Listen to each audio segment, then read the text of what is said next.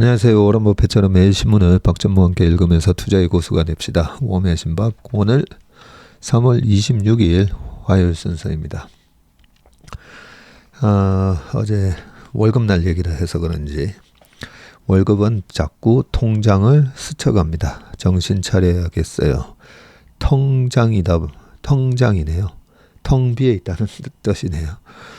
지금 보니 다 빠져나가고 물론 적금도 있고 연금계좌, 자동이체도 있지만 뭔가 통장 보니 슬픔이. 그래서 우리가 투자를 해야 되는 거 아니겠습니까? 그죠? 네. 뭐 근로소득만 가지고 절대 경제적 자유를 이루기가 힘듭니다. 물론 아주 고소득의 전문직 종사자분들이나 또 삼성전자에서 반도체 부문 임원하고 나오시면 그러면 경제적 자유 얻으시기는 한데 일반 월급쟁이로서는 저도 마찬가지고요. 투자를 잘 해야 됩니다. 그래야 우리가 노동을 하는 시간이 실질적으로 한 25년 평균 한 25년 하나요? 3, 4, 50, 55세까지 그죠? 25년에서 좀 많이 하면 30년인데 그 은퇴 이후에 지금 25년에서 30년을 더 살아야 되다 보니까 그 우리가 월급을 받는 기간에는 또 애들 키워야 되고 먹고 사는 거 이것저것 쓰다 보면 그만큼 못 모으잖아요. 25년 일해가지고 나머지 25년 일 안 하면서 먹고 살 거 그만큼 못 봅니다. 그래서 이 통장을 보면서 실질적으로 재테크를 잘해서 돈을 벌어야 되고요. 그 돈을 벌기에 지금 가장 좋은 환경은 사실 주식입니다. 주식인데 어제도 두 분이 저희 회사 방문을 하셨었는데 요즘 제가 늘 드리는 말씀은 그겁니다. 주식으로 너무 돈 쉽게 버는 것처럼 뭐 유튜브에서나 많이들 얘기하는데 주식으로 돈 쉽게 벌 것 같으면 누가 일하겠냐고 말씀을 드립니다.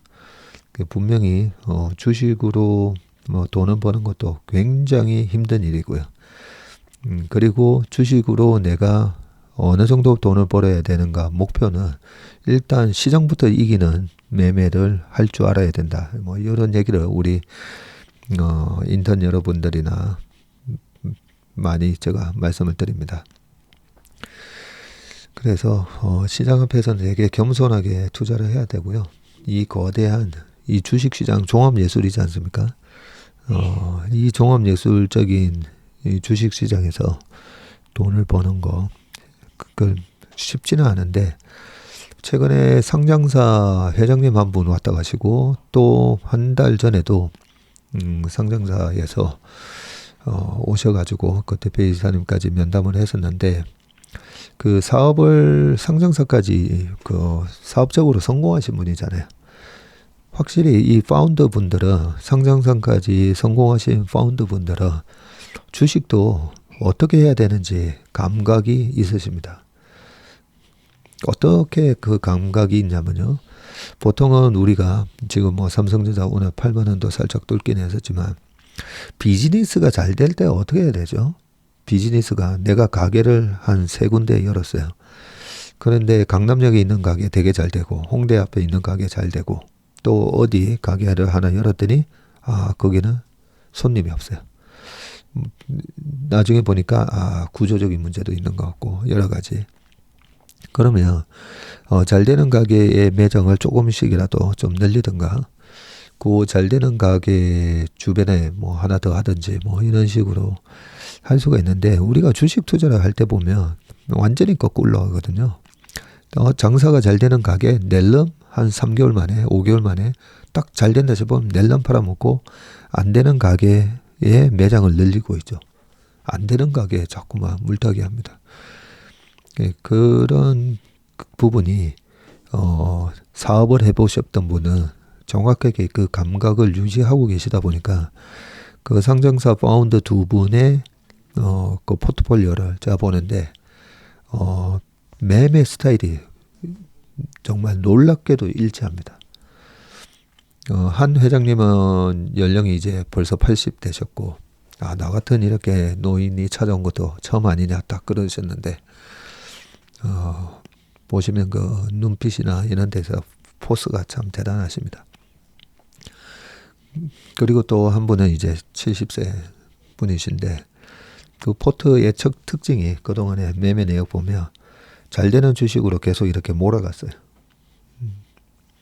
그런 차원에서 우리가 주식이 또 아주 어려운 건 아니다는 거죠. 아주 어려운 건 아닌데, 턴어라운드, 우리가 주식을 여러 사업을 내가 실제로 그 사업에 주주로 참여한 거잖아요. 네.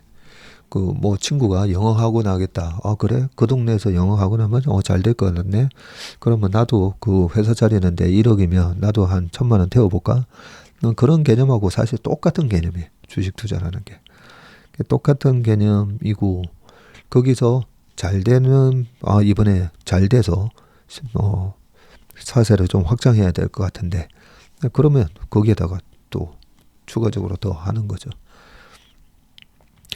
그런 차원에서, 근데 잘 됐을 때 주가가 올라갈 때 보통은 일반적으로 주가가 올라가고 그동안에 주식이 뭔지 잘 모르면서 투자를 했을 때 떨어졌을 때, 위에서 못 팔았던 거에 대한 떨어졌을 때 그 여러 가지 경험들 때문에 올라오면 조금 올라왔을 때 낼름 팔아먹고, 그게 일반 투자가만의 문제는 아니고요. 2008년 금융위기 때 우리 시장 딱 890이 바닥 찍고, 그 바닥 찍고 제가 12월 1일 날 저는 저축은행에 고유자금 운용을 하러 갔고, 그때 국민연금에 또 들어가신 선배가 계시는데, 그 12월, 1월, 2월 딱 지나서 연기금에서 그때도 1400 우리나라 지수 2000이 넘었다가 2007년도에 그 2008년 10월 말에 890이 찍고 바닥 찍고 이제 올라오잖아요. 근데 2009년 2월, 3월, 4월, 5월, 3월부터 본격적으로 외국인 매수가 들어오는데, 그때 이제 지수가 892 찍었다가 1200부터 한 1700까지 올라옵니다. 근데 1200에서 1400 오면서 1500까지 그 외국인이 사는데 연기금에서 계속 주식을 파는 거예요. 그래서 그 국민연금에 있는 그 형님한테 제가 문자를 보냈어요. 형님, 외국인이 주식을 비싸게 사게 만들어야지 왜 여기서 우리가 주식을 싸게 팔아주냐고. 파시면 안 됩니다 하면서 여러 가지 제가 푸콜 레이쇼부터 여러 가지 데이터 보내드리면서 지금 여기서 팔면 안 된다고 그런 말씀을 드렸었는데, 1700까지 작은 그 아마 평단이 1400, 1500에서 주식을 많이 샀었으니까, 그러니까 1200에서 1700까지 아마 그 평단보다 좀 넘어가니까 계속 파는 거예요. 그러고 나서 2000 정도 갔다가 다시 밀릴 때부터 또 주식 삽니다. 우리나라 기관들도 참 주식 매매하는 거 보면 참 너무 좀 전문성이 사실 좀 떨어진다는 그 느낌도 그때도 좀 많이 받았었는데, 이번에도 마찬가지죠. 연금의 주식 목표 편입비를 15.9로 해놓고 지수가 2300, 2400, 2500 밑에서 PBR 0.9 밑 근처에서 움직이고 있는데도 그 국내 주식 못 사잖아요. 못 사고 비중 못 늘리고 목표 비중보다도 훨씬 낮은데도, 그런 것들이 보면 실제로 주식 자체가 어렵기는 한데, 오히려 그렇게 사업을 해보신 분들, 꼭 상장사의 회장님이나 대표님뿐만 아니라 내가 조그만 가게를 하다, 미용실을 했다, 실제로 어느 정도의 사업을 해보신 분들은 주식 투자로 해서 성공하기가 굉장히 확률적으로 높습니다. 사업을 해보신 경험 때문에. 그래서 그 80 회장님한테 제가 두 손은 잡지는 않았지만, 회장님이 가지고 계신 이 자산으로 지금 사업하시듯이 미국 주식 열심히 하셔가지고 우리가 금융으로 달러를 또 벌어오셔야 됩니다. 예, 그런 말씀을 드렸고요. 그게 그 자산이 큰 분은 큰 분대로, 아니면 자산이 또 작은 분은 작은 분대로 우리 개인 투자 같은 분들도 얼마든지 금융으로 우리가 달러를 벌어올 수가 있습니다. 자, 요 부분에서 또 어떤 분이 질문을 남기셨는데, 기사와 직접 관계없는 질문이지만 글 남깁니다 하면서, 짝수액이고 대선이 있어 미국 주식은 괜찮아 보이지만 국내는 좀 위험하다는 의견과 지금 환율도 높고 한국 주식이 저평가라 한국 주식으로 수익을 내서 환율이 떨어지면 미국 주식을 사자는 의견이 있었던 것 같은데 좀 상반된 것 같아서요. 저는 지금도 똑같은 얘기를 하고 있는데, 근데 약간 오해를 하시는 부분은 한국 주식이 올해 국내는 좀 위험하다, 이 얘기는 국내가 아니라 코스닥에 이익이 안 나오는 스토리 주식이 위험하다라는 말씀을 드렸던 거죠. 그러면서 2016년에도 2015년까지 되게 핫했던 바이오 주식들이 2016년에서 17년 상반기까지 되게 안 좋았었거든요. 그 예를 들면서 실적이 안 나오는데 어떤 성장 스토리로 올랐던 주식은 특히나 조심해야 된다는 거고, 미국 대선이 있었던 그냥 짝수회가 아니라 대선이 있었던 짝수회는 코스피가 수익이 오히려 다 코스피는 플러스 났다는 말씀을 드렸습니다. 16년에는 코스닥은 마이너스 한 7% 났었는데요. 그때 당시에는 코스닥의 시총상위 주식들이 보면 바이오가 많았잖아요. 실제로 실적이 안 나오고. 근데 국내 지금 현재의 코스닥에는 보면 바이오가 최근에도 많이 올라오긴 했었지만 이제는 2차 전지도 있고 많아졌습니다. 그 중에서도 뭐 실적이 나는 기업들은 걱정을 안 해도 되고요. 그래서 뭐 꼭 그 코스피에서도 실적 안 나는 스토리 주식은 조심해야 돼요. 근데 코스닥이 시총 400조인데 영업이익이 13조 뭐 10조 요래 나거든요. 400조에 10조니까 10조의 영업이익률로 PER을 계산하면 40배잖아요. 근데 코스피 같은 경우에는 지금 PER이 11배거든요. 그런 차원에서 실적에 대비해서 시총만 보더라도 코스닥이 좀 스토리 주식들이 많습니다. 그래서 웬만하면 코스닥을 조심하시라. 네, 근데 좀 더 디테일하게 말씀드리면 실적은 안 나오고 스토리만 얘기하는 그런 주식을 조심하시라는 얘기 말씀드리면서, 대통령 선거가 있었던 2020년 뭐 장 좋았죠. 코로나 때문에 빠졌다가 폭발했죠. 그리고 2016년 코스피 플러스 났죠. 그리고 2012 또 박스피 장이었지만 그때도 소폭이나 플러스 났을 겁니다. 예, 그런 차원에서 말씀을 드려서 저는 지금도 저희 고객분들한테 똑같은 얘기를 합니다. 네, 환율은 결국은 떨어질 거고, 민 리버전이라고 했잖아요. 워맨신박에서도 말씀드렸지만 결국은 내 머릿속에 확률적인 데이터를 갖고 있고, 이 확률의 정규 분포도를 벗어났을 때 결국은 민값으로 돌아올 거다라는 그 마음으로 투자를 해왔기 때문에 그 정규분포상의 시그마 2, 3에 관한 얘기를 막 하면서 위기가 온다라는 얘기도 제가 확률적으로 굉장히 낮은 얘기를 하고 있다라고 22년 말에 제가 그 얘기도 했었잖아요.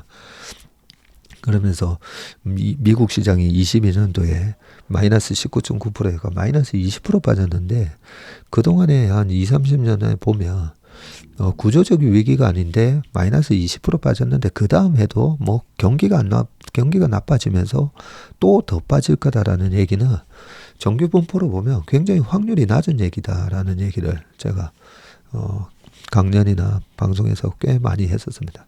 그렇기 때문에 위기는 오지 않을 가능성이 높고 시장은 23년 미국 대통령 3년 차에다가 홀수에다가 뭐 이것저것 되게 하면서 그러면서 이제 헐어지르는 상승이 늘 왔었기 때문에 확률적으로 되게 말씀을 드렸던 거고요. 그런 차원에서 환율도 똑같습니다. 환율이 제가 생각했던 것만큼 빨리 안 떨어졌어요. 왜냐하면 작년에는 다들 위기가 오면서 금리가 떨어질 거다라고 얘기했거든요. 위기가 오면 금리 당연히 떨어지죠. 근데 위기 안 왔잖아요. 안 오니까 금리도 안 떨어지고. 근데 어느 정도 물가가 잡히고 경기가 슬로우해지면 또 금리는 떨어지겠죠. 예, 그러면 금리가 미국의 10년물 국채가 떨어지면 뭐 이런 얘기도 많이 하시잖아요. 아, 이제 미국 10년물 국채 금리 이제는 고금리 상황이 앞으로 쭉 갈 거다. 네, 그것도 고금리 상황이 과연 쭉 갈까? 네, 그런 생각도 아무튼 저는 확률적으로 생각합니다. 그게 확률이 어느 정도 머릿속에 들어오려면 여러 가지 통계가 또 들어와 있어야 되고요. 그 통계적 데이터가 어제 비가 많이 왔잖아요. 그죠? 자, 비 같은 것도 얘기 좀 해보면 우리나라에 이 절기가 있잖아요. 그 절기에 맞춰서 기가 막히게 움직이지 않습니까? 그 예전에 제가 벚꽃 필 때 비 오는 거 얘기도 말씀드렸는데 벚꽃이 정말 화려할 때마다 대학교 때 보면 그 중간고사다 보니까 어쩔 수 없이 컴컴한 그 도서관에서 공부하면서 야 이번에 중간고사 끝나면 벚꽃 구경 좀 해야지 하면 4월 15일에서 17일 17일 뭐 이 전후로 해가지고 19일 사이 비가 또 확 옵니다. 오면서 벚꽃 다 떨어져 버려요. 근데 매년 지나고 보니까 매년 그때 비가 오더라고요. 올해도 아마 비 오는지 한번 보세요. 4월 15일에서 20일 사이. 그런 것들이 하나의 그 통계고 확률이고 이번에도 저는 비가 온다라는 그런 식으로 만약에 장사를 한다면 그때쯤에 우산을 쫙 확보를 해놨다가 네, 우산 장사를 하고 네, 이런 게 하나의 주식하고 똑같은 메커니즘입니다. 확률을 바탕으로 이제는 앞으로 어떻게 될 것 같으니까 근데 이 확률이 어정쩡한 확률이 있잖아요. 어정쩡하게 5대5, 6대4, 6대4 이런 거 하면 안 되죠. 그게 확률에 따라서 내가 얼마의 자금을 베팅하는 게 맞느냐 뭐 그런 것도 수학의 법칙도 있긴 하지만 네, 그런 식으로 저는 환율도 결국은 떨어질 거고 내년 이 반도체 AI 반도체 랠리가 시작이 됐잖아요. 네, 그렇다면 우리나라의 반도체 밸류 체인에 저 밑에 레거시 공정까지 주가가 다 올라가고 그리고 실제로 돈도 달러를 마구 굉장히 많이 벌어올 게 뻔하고요. 그러면서 환율은 또 떨어질 거고 예, 그런 상황에서 환율이 떨어지면 1150원. 근데 하나 제 고민은 환율이 안 떨어질까 봐 고민이 아니고요. 이번에 환율이 되게 높은 상황에서 좀 오래 있었잖아요. 오래 있었기 때문에 이번에 떨어졌을 때 1150원부터 저는 한국 주식을 팔아서 저 미국 주식으로 달러로 바꿔서 미국 주식으로 저희 고객 자금을 많이 이동시킬 건데 1100원 깨지면 거의 한 80% 이상 미국 달러로 다 바꿀 생각이거든요. 그런데 1100이 아니라 1000원 초반까지 떨어질까 봐 오히려 저는 그게 걱정이에요. 그동안의 여러 가지 이 패턴을 보면 산이 높으면 골이 깊은 그런 부분이 있었기 때문에 그래서 오히려 1100원쯤에 다 달러로 다 바꿨는데 뭐야 1000원까지 떨어지고 너무 또 빨리 바꿨나 이럴까 봐도 걱정이긴 한데 그거는 나중에 그 상황이 벌어지면 그때 가서 또 한번 고민을 해보도록 하겠습니다. 예, 삼천포가 없어서 약간 아쉬웠다라는 또 얘기도 있어서 오늘은 질문 가지고 이런저런 얘기 좀 한번 말씀드렸습니다. 자, 기사 빨리 들어가 보겠습니다. 자, 첫 번째 기사는 주주에게 나눠준 이익에 또 세금, 투상세 내느라 배당을 못 늘릴 판이다 라고 되어 있는데 이게 무슨 말씀인가 한번 보겠습니다.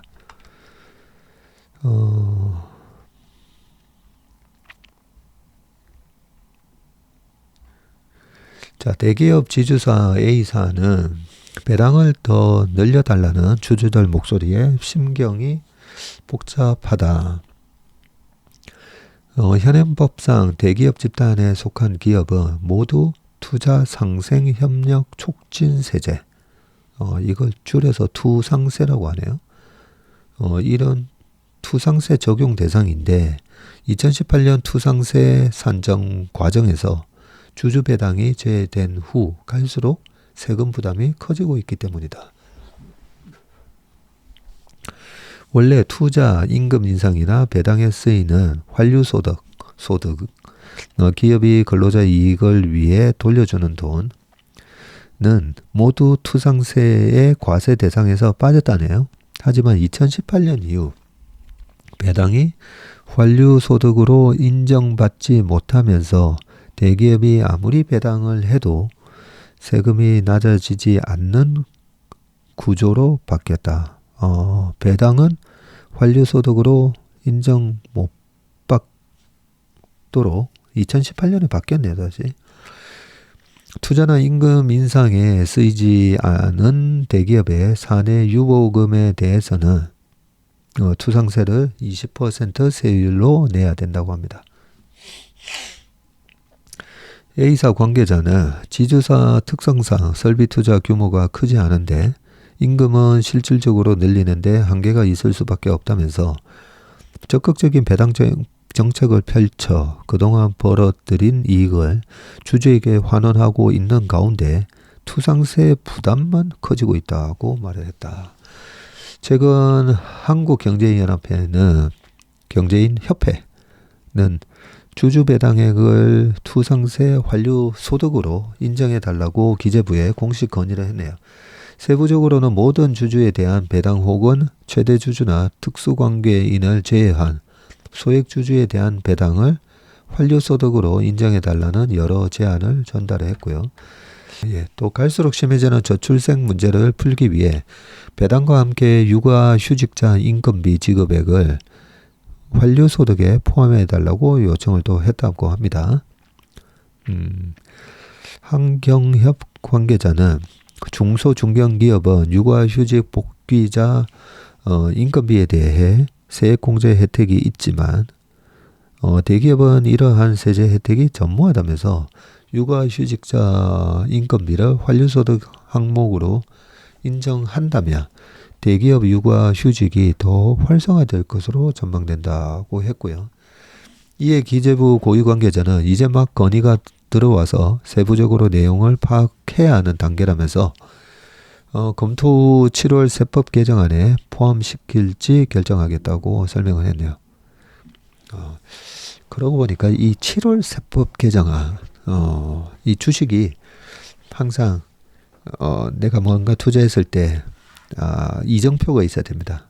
그때 뭔가 좋은 실적 발표가 있다든지, 그때 이번에 뭐 GTC도 마찬가지였잖아요.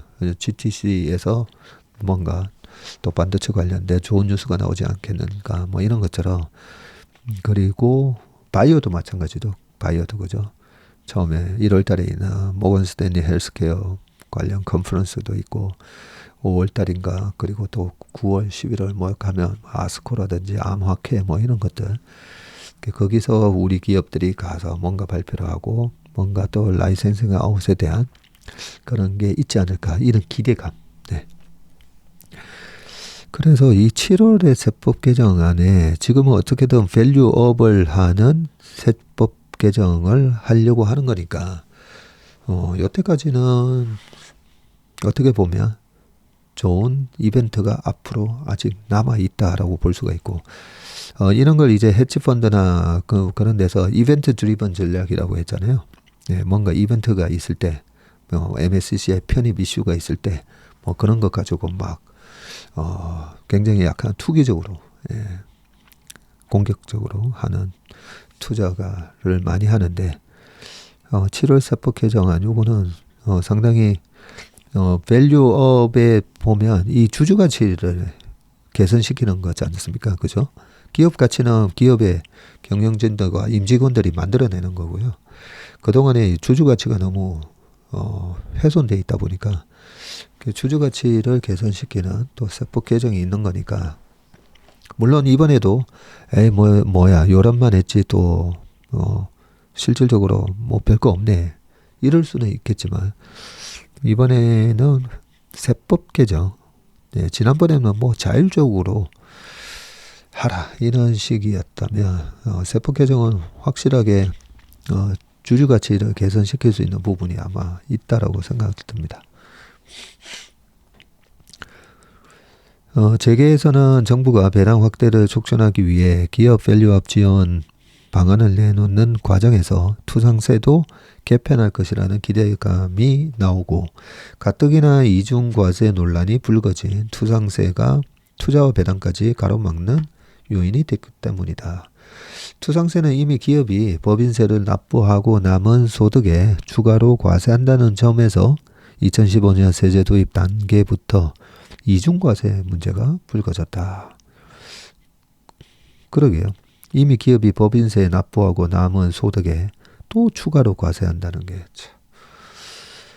자, 이철인 서울대 경제학부 교수는 법인세와 투자세액공제 제도라는 큰 틀만 가지고도 기업에 과세할 수가 있는데 투상세는 거꾸로 기업 과세 체계를 복잡하게 만드는 측면이 있다고 또 말씀하셨네요.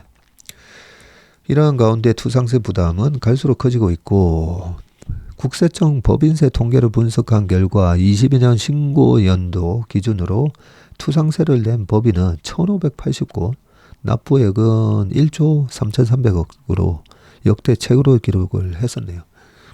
투상세 도입 이듬해인 2016년에는 납부 법인이 158곳에다가 납부액이 533억밖에 안 됐었네요. 근데 매년 세부담이 급증하고 있다고 합니다. 한 대기업 관계자는 투상세를 산정을 할 때 배당을 인정해주며 배당을 늘린 만큼 세부담이 낮아져서 대기업 배당 성향이 높아질 유인이 커질 것이라고 분위기를 전했네요.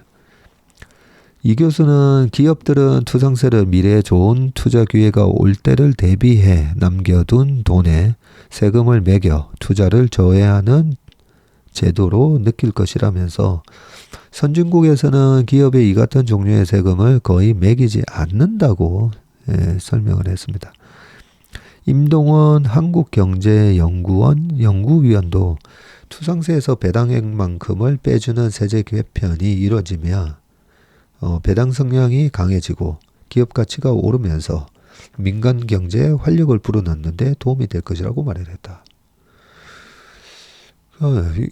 이 투상세에서 배당액만큼 빼주면 그만큼 또 세수가 확보가 안 되나 이럴 수가 있는데 배당을 많이 해주면 그 배당 지금은 뭐 배당 소득세 15.4%에다가 배당 금융 종합과세에 또 해당되는 분들은 최고 세율 45%까지 또 추가로 또 배당 세금 또 내잖아요.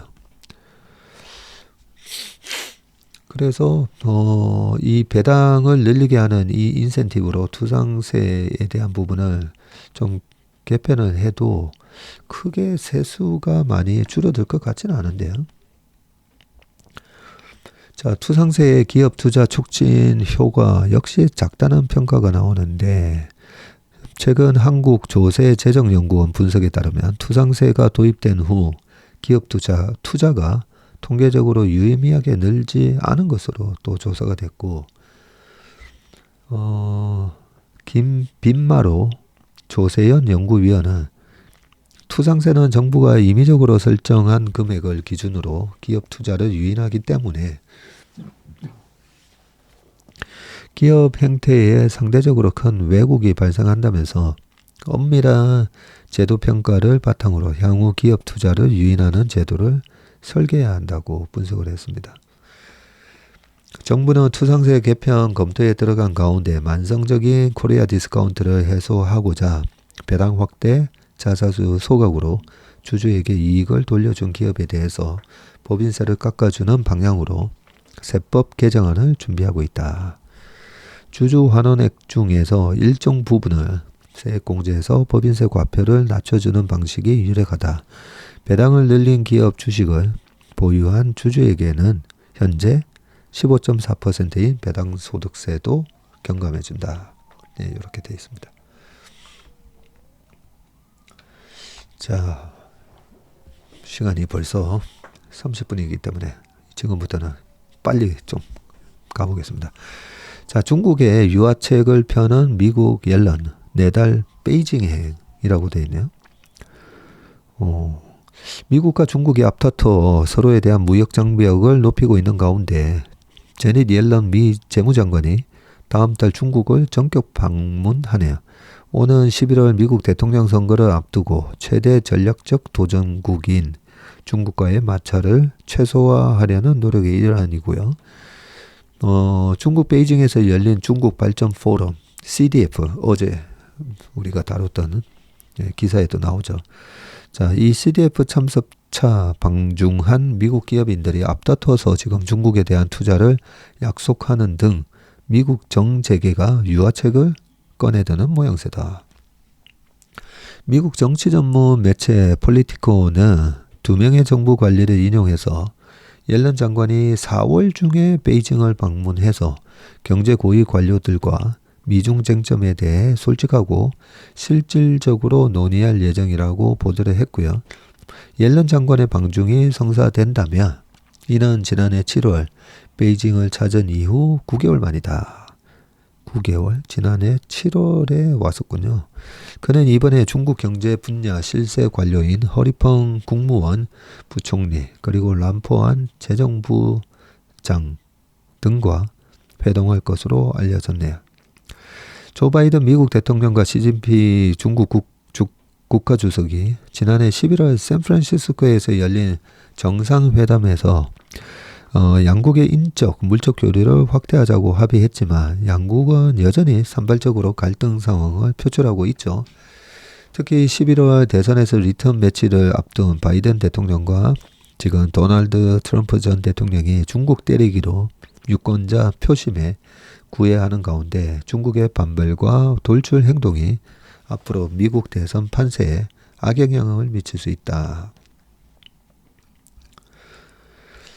이에 따라 옐런 장관은 방중 기간에 안정적인 미중 관계를 중시하면서 공통 관심사에 대한 협력과 공정한 경쟁을 촉구할 것으로 보이고요. 미국과 중국의 완전한 분리를 뜻하는 디커플링이 아니라 디리스킹을 추구한다는 입장을 밝혀왔네요. 위험 완화, 탈동조화가 아니라 위험 완화를 추구한다. 말은 좋습니다. 미중은 베이징에서 올해 1월 금융 워킹그룹 3차 회의 그리고 2월에는 경제 워킹그룹 3차 회의를 통해서 양국 현안에 대해 사전에 의견을 조율했고요. 옐런 장관도 이번 방중에서 중국의 불공정한 공급 중심 산업 정책 관행으로 인한 미국 기업 노동자들의 피해에 대해 우려를 표할 계획이라고 하네요. 경제 성장률 둔화에 직면한 중국 입장에서는 미국의 대중국 봉쇄 전략에서 벗어나는 게 절실한 시점이고 중국은 미국과의 관계 개선을 타진하고 옐런 장관 방중을 통해서 대적인 돌파구를 모색하기를 기대하는 모양새라고 합니다. 월스트리트저널은 이번 CDF 폐막 이후에 27일 시 주석이 에번 그린버그 처버그룹 CEO와 스티븐 올린스 미중관계 전국위원회 회장 그리고 크레이그 앨런 미중기업 협의회 회장 등 미국 재계 리더들을 만날 예정이라고 하네요. 시 주석이 애플의 팀 쿡 등 다른 기업 CEO를 직접 만날지는 아직 공개되지 않았다라고 합니다. 중국 정부는 외국 기업들이 안심하고 투자할 수 있도록 국내 기업과 동등한 대우를 보장하겠다고 약속을 했고요. 구어팅팅 중국 상무부 부부장은 더 많은 외국 기업이 중국에 투자할 수 있도록 입찰 등에서 외국인에 대한 내국민 대우를 전면 보장하고 외국인 투자자의 권리도 보호할 것이라고 말했다고 합니다.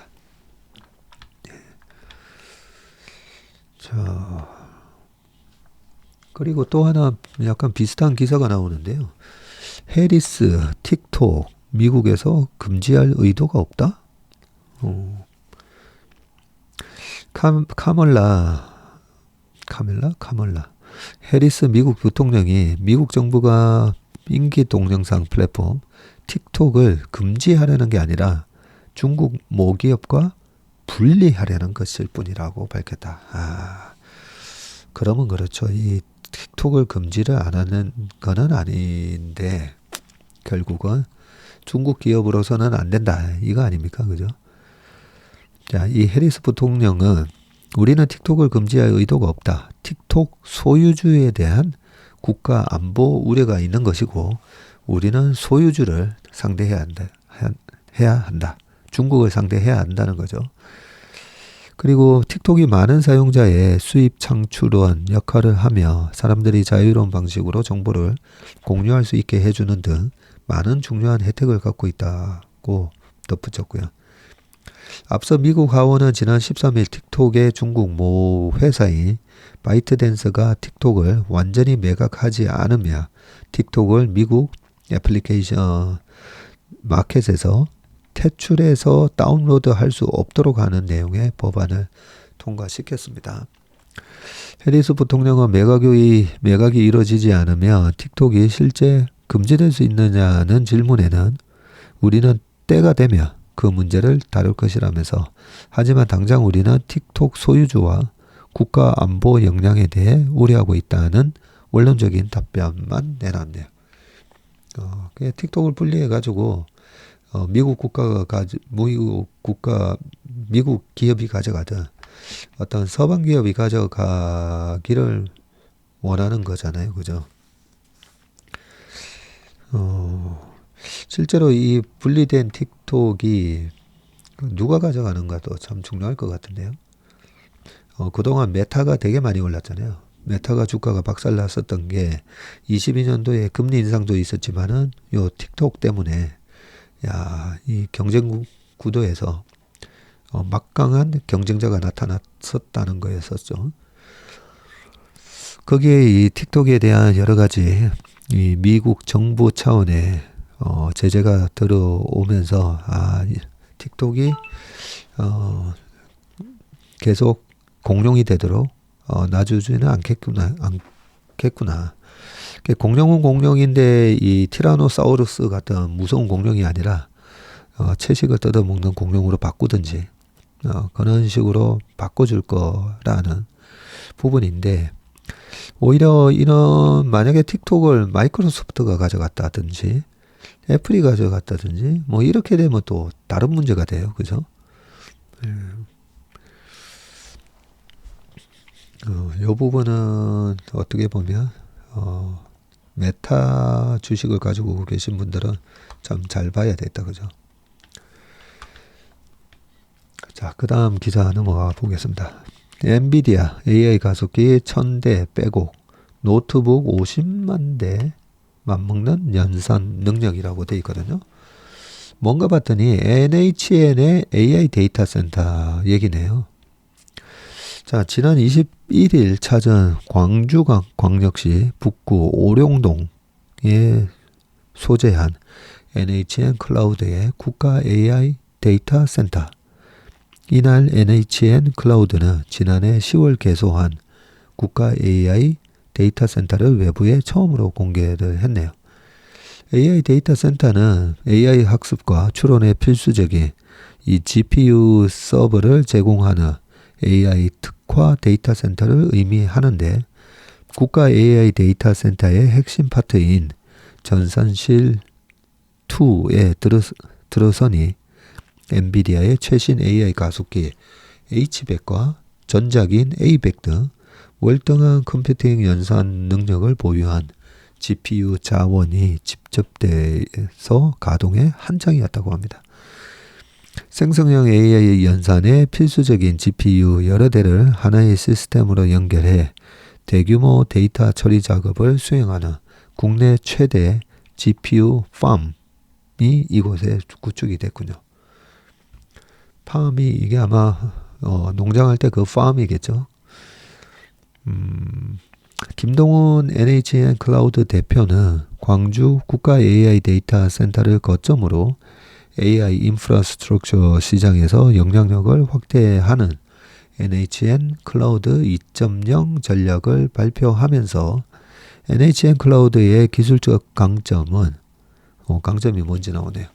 AI에 특화된 데이터 센터 설계 역량과 GPU 성능을 100% 활용하는 최적화라고 설명을 했고요. 올해는 공공, 금융, 게임, 커머스 영역에 집중하려고 한다면서 특히 공공 클라우드 전환 사업에서 선두를 유지하는 것이 목표라고 강조했네요. 회사 측은 국가 AI 데이터 센터에 H백을 1000개 이상 확보했다고 취재진에게 밝혔고, 국내 클라우드 서비스 제공사 CSP 중 최대 규모라고 합니다. 광주 AI 데이터 센터의 총 연산 능력은 일반 업무용 노트북 약 50만 대 규모 연산을 1초에, 노트북 50만 대 규모의 연산을 1초에 수행한다고요? 1초에 수행할 수 있는 88.5 페타플롭스, 네, 초당 1000조 번 연산 처리에 달한다. 페타플롭스가 초당 1000조 번인데 여기에다가 또 88.5를 곱해야 되잖아요. 1000조 다음이 1경이잖아요. 그러면 8경 8000조, 그것도 초당. 참 대단합니다. NHN이 당시가 2013년이었던 걸로 기억하는데, 네이버랑 NHN이랑 이렇게 분할이 되잖아요. 네, 지금 이런 AI 데이터 센터 이런 것도 하나 봅니다. 자, 그 다음은요, 금리 인하 전 막차 타자 채권에 꽂힌 개미. 네, 각자의 성향에 따라서 채권 좋아하시는 분은 또 채권 하시고요. 주식 좋아하시는 분은 주식 하시고. 네, 그런데 최근에 이제 금리가 높다 보니까 이 채권이나 채권 ETF 많이 하시잖아요. 자, 한번 보겠습니다. 채권 개미들이 제로 금리 일대 발행된 저쿠폰 채권을 대거 사들이고 있다. 향후 시장 금리가 하락할 것이란 기대감에 자본 차익을 노릴 수 있으면서 표면 금리가 낮은 장기채에 집중하는 모습이다. 자, 코스콘과 삼성증권에 따르면 장외 채권 시장에서 지난달 말 기준으로 개인 투자자가 가장 많이 보유한 국고채는 30년물인 국고 20-2로 나타났고요. 개인 투자자는 총 3조 4,161억 원을 보유 중이며 발행 잔액 대비해서 비중은 7.91%입니다. 20년물인 국고 19-6도 개인 투자자가 2조 9,731억 원을 보유하고 있고 발행 잔액 대비 비중이 26.87%에 달하네요. 지금껏 채권시장 역사상 개인 투자자가 국채 비중을 발행 잔액 25% 이상으로 보유한 적은 없었다. 네. 자, 이런 게 그동안에 한 5년 동안에 이 경제 유튜브들이 많이 활동을 하면서 우리나라 개인 투자자분들의 이 투자 지식이 정말 많이 높아졌다고 생각합니다. 국고 20-2와 국고 19-6은 소위 슈퍼리치, 고액 자산가가 즐겨 매수하는 채권으로 물량을 구하기 힘들어 증권가에서는 스타 채권으로도 불리고요. 이 채권의 개인 투자자 비중이 1월 말 대비해서 각각 1.1%포인트, 1.2%포인트 늘었다고 하네요. 자, 그러면 채권을 투자 안 하시는 분들은 채권이 그런가라고 이제 생각하실 건데, 이제 조금 교과서적인 내용이 나옵니다. 이번 기회에 채권에 대한 내용을 좀 알아두시면 좋습니다. 저쿠폰 채권은 대체로 제로금리 시절에 발행된 표면 금리가 낮은 상품을 뜻한다. 채권 가격은 금리와 반대로 움직인다. 금리 인상기를 거치며 저 쿠폰 채권의 현재 가격은 발행 당시보다 많이 하락한 편이다. 페드의 금리 인하 시기가 임박했다는 기대감에 개인 투자자가 금리 하락 시 자본 차익을 볼 수 있는 저 쿠폰 채권에 눈독을 들인다는 분석이 나온다. 특히 굴리는 자금 규모가 큰 고액 자산가는 세금 부담을 경감하려고 저 쿠폰 채권을 찾는 사례가 많다. 현재 채권 이자 수익은 이자 소득세가 부과되지만 자본 차익은 비과세다. 자, 이 채권에 대한 부분은 방금 얘기에 대해서 이건 무슨 얘기인지 잘 모르겠는데 이런 분들도 많으실 건데 이 쿠폰이라는 게 채권 뭐 회사채도 그렇고 국고채도 그렇고 매 분기 아니면 매달 이자를 지급을 하는 경우도 있습니다. 그래서 매달 얼마 주는데 이 채권을 사놓고 있으면 먼저 만기 보셔야 되죠. 만기 3년짜리, 5년짜리, 10년짜리. 자, 10년을 기준으로 10년을 샀어요. 근데 뭐야 매달 아니면 분기에 이자 주는 게 없어? 그걸 제로 쿠폰 채권이라고 합니다. 매달, 매분기 아니면 1년에 한번 이자를 주는 게 없는 경우. 그게 제로 쿠폰이고요. 자, 그러면 제로 쿠폰이면 매달 정해진 그런 쿠폰이 없으면 이자는 어떻게 받는데? 그걸 갖다가 10년짜리를 10억짜리다 라고 했을 때 이 채권이 주는 그 이자가 5%로 책정이 돼 있다 하면 그 연간 5%를 다 계산해서 할인해서 사는 겁니다. 할인해서. 네. 우리가 10년물 지금 국고채 금리가 뭐 3.3 그리고 뭐 2년짜리는 얼마, 미국 국채 10년짜리는 뭐 4.2, 뭐 4.7, 뭐 이런 부분이 실제로 남아있는 그 만기까지의 그 연 이자율이 다 계산이 됐다라고 보시면 됩니다. 자, 그런데 여기 자산가들이 세금 부담을 경감하려고 저 쿠폰 채권을 찾는다고 했잖아요. 그리고 두 번째 줄에 보면 금리 인상기를 거치면서 이 저 쿠폰 채권의 현재 가격이 많이 떨어졌다 했잖아요. 이 채권 가격하고 금리하고 되게 많이 헷갈리시는데 실제로 2019년만 하더라도 뭐 금리가 되게 낮은 수준 아니었지 않습니까? 거기다가 코로나가 터지면서 미국제 금리가 10년물이 0.5까지 빠졌었죠.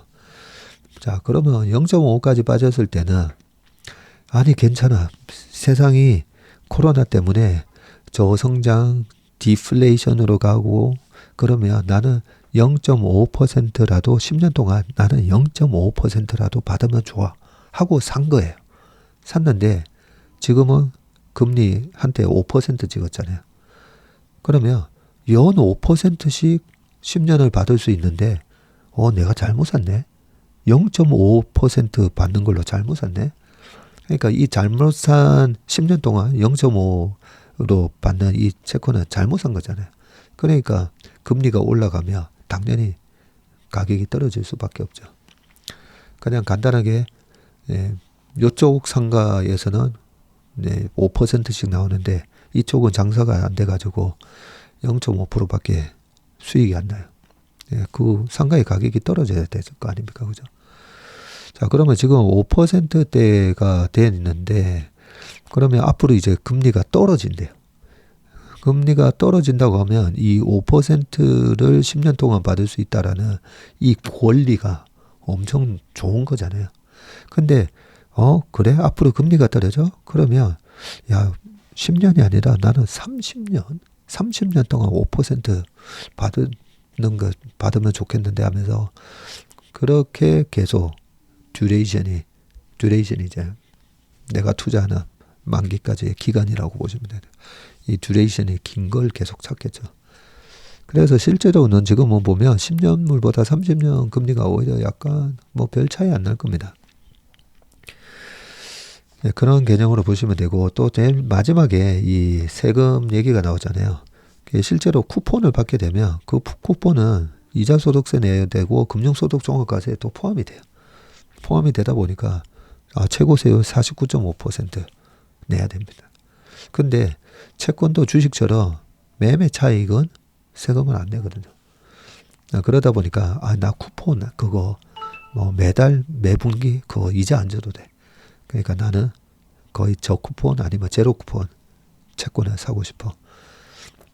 예, 요런 개념을 이제 알고 채권을 사시든지 채권 ETF를 사셔야 됩니다. 요 설명 때문에 시간이 50분이 넘었네요. 자, 이 마지막 요 부분만 읽을게요. 연간 금융소득이 2천만 원 이상이면 금융소득 종합과세에 잡히고 최고세율 49.5 내고 저 쿠폰 채권은 표면금리가 낮아서 이자 수익이 적은데 고액 자산가는 이자를 줄여서 세금 부담을 최대한 낮추면서 자본 차익을 극대화하는 전략을 활용하기 때문이고요. 국고채 중 잔액이 1%포인트 이상 증가한 채권은 모두 2019년 21년 발행되고 뭐 블라블라블라 돼 있네요. 나머지는 읽어보시기 바라겠습니다. 자, 기사 딱 하나밖에 안 남았네요. 자, 미 기술줄 정점인가 아마존 메타 CEO 자사주 줄매도. 네, 아마존 창업자 11조 팔았고요. 제프 베이조스는 예전부터 계속 주식을 팔아요, 보니까. 그리고 마크 저커버그 미국 주요 빅테크 리더가 최근 자사 주식을 대량 매도한 것으로 나타나고 있고요. 올 1분기 기업 내부자의 매수 대비 매도 비율이 21년 1분기 이후 최고를 기록을 했다고 합니다. 21년 1분기 그때 주가가 한창 오를 때였죠. 그래서 21년 거의 11월에 주가가 고점 쳤잖아요. 그래서 내부자들이 꼭 매도를 한다고 해서 특히나 미국의 빅테크 바로 꺾이는 건 아닙니다. 하지만 지금부터는 약간 적정 주가 수준을 약간 넘어서고 있구나. 요 정도로는 우리는 해석을 해야 돼요. 요 정도로는. 왜냐하면 그 기업에서 제일 잘하는 사람들이 이 대주주들이잖아요. 특히 경영진들. 자, 애널리스트의 말을 인용해서 파이낸셜 타임즈가 AI의 부상으로 촉발된 최근 기술주 상승세가 조만간 사라질 것이라는 신호로 볼 수 있다고 보도를 했고, 찰스 엘슨 델라웨어대 기업 지배구조 센터장이 증시가 정점에 도달했다고 생각해 주식을 매도했다며 다른 사람에게 매우 명확한 신호가 될 것이다 라고 얘기를 했습니다. 그 밑에 내용은 쭉 한번 읽어보십시오. 제프 베이조스가 얼마를 팔았고 저커버그가 또 얼마 팔았고 또 최근에 펠란티어의 창업자 피터 틸도 한 2,300억 원어치 주식을 매각했다는 얘기가 밑에 나옵니다. 네, 오늘 웜의 신박은 여기까지 하겠습니다. 비가 개인 아주 상쾌한 바깥 전경이 보이는데요. 네, 건강하고 행복한 하루 되시길 바라겠습니다. 고맙습니다.